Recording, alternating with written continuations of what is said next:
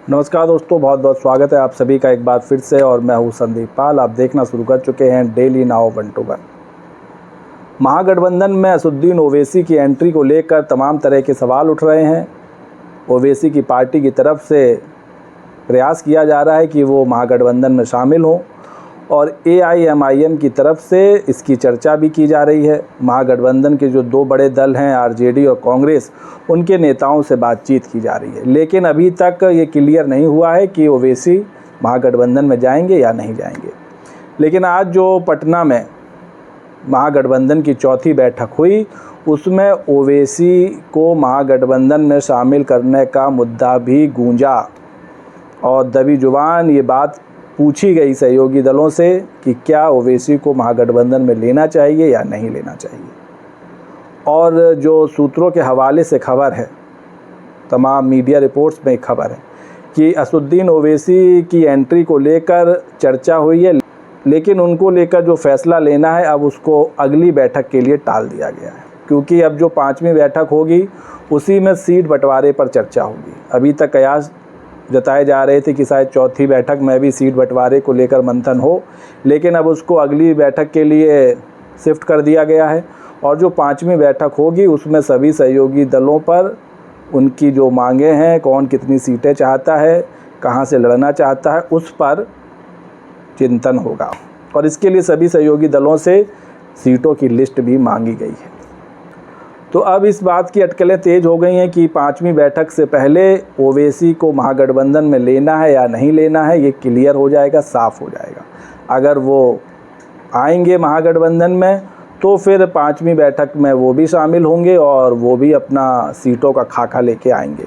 और अगर उनको नहीं लेना होगा तो फिर आप समझ जाइएगा कि अगर वो बैठक में नहीं आते हैं तो समझ जाइएगा कि उनकी एंट्री नहीं हुई है, क्योंकि असदुद्दीन ओवैसी को महागठबंधन में शामिल करने को लेकर चर्चा कई दिनों से चल रही है। और इसका जिक्र खुद AIMIM के जो प्रदेश अध्यक्ष हैं अख्तरुल ईमान, उन्होंने खुद किया। उन्होंने कहा कि हमारी पार्टी नेताओं से बात चल रही है, RJD और कांग्रेस के नेताओं से, और जल्द इस पर पॉजिटिव संकेत मिलेगा, क्योंकि बातचीत अभी तक सकारात्मक रही है। तो कहीं ना कहीं ओवैसी की पार्टी को भी उम्मीद है कि वो महागठबंधन में शामिल होंगे, और अगर वो महागठबंधन में शामिल होते हैं तो काफ़ी हद तक फ़ायदा महागठबंधन को भी होगा और उनकी पार्टी को भी होगा, क्योंकि बिहार का एक जो बड़ा वोट बैंक है, मुस्लिम वोट बैंक, उसमें सेंधमारी कम हो जाएगी और एक बड़ी तादाद में ये वोट बैंक महागठबंधन की तरफ शिफ्ट होगा। क्योंकि जो सीमांचल का इलाका है जहां ओवैसी की पार्टी की धमक है और इसी क्षेत्र में वो ज़्यादातर चुनाव भी लड़ते हैं, तो ये जो 24 सीटें हैं, अगर इसमें ओवैसी महागठबंधन के साथ जाते हैं तो 24 में से कम 18 से ज़्यादा सीटें महागठबंधन के पक्ष में आ सकती हैं। क्योंकि पिछली बार आपको याद होगा जब ओवैसी अलग चुनाव लड़े थे तो यहाँ NDA को काफ़ी फ़ायदा हुआ था और BJP 8 सीटें जीतने में सफल रही थी। वहीं दूसरी तरफ जो RJD है उसको काफ़ी सीटों का नुकसान हुआ था। कांग्रेस हालांकि 2-3 सीटें जीत गई थी, लेकिन ओवैसी की पार्टी 5 सीट जीतने में सफल रही थी। तो अगर ओवैसी एक बार फिर से महागठबंधन में जाते हैं तो ये महागठबंधन के लिए भी ठीक होगा और उनके लिए भी ठीक होगा।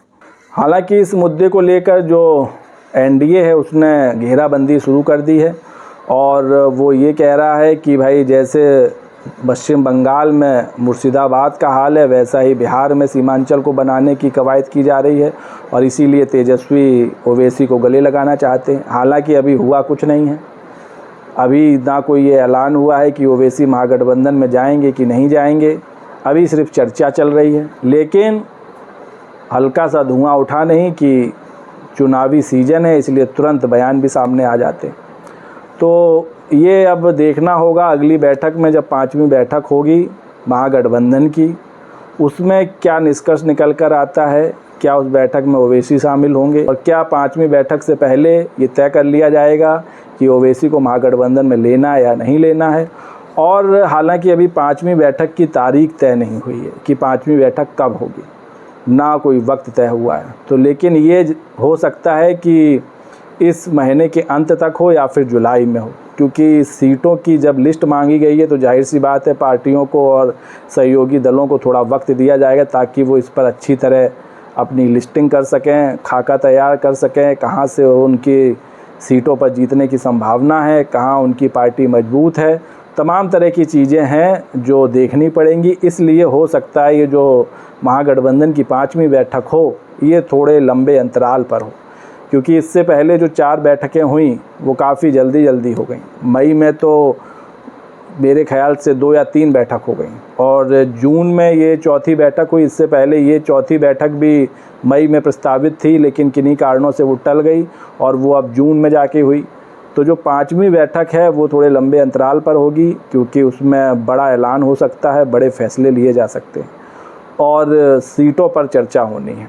जो सबसे बड़ा फैक्टर है चुनाव जीतने का, किसको कहाँ कितनी सीटें देनी है, कौन किस सीट पर मजबूत है, तमाम तरह के सवाल जवाब होंगे और ये तय किया जाएगा कि कौन सा दल कहाँ से लड़े।